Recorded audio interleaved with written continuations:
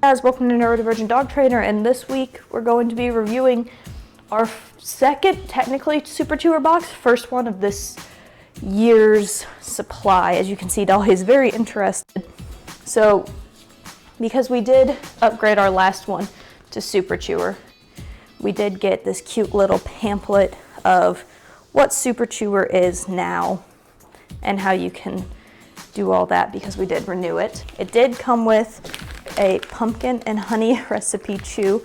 They're trying to get some of the toys from the last box that we just did, as well as 2 duck stick chews. So I don't think we've ever tried ducks, so we'll see how they like that. We did get magic morsels with oatmeal and berries. You can kind of see here what they are.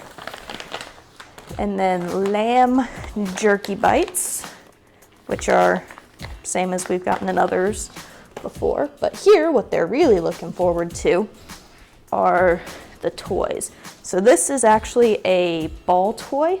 They're very dense. And then this is just like a nylon chew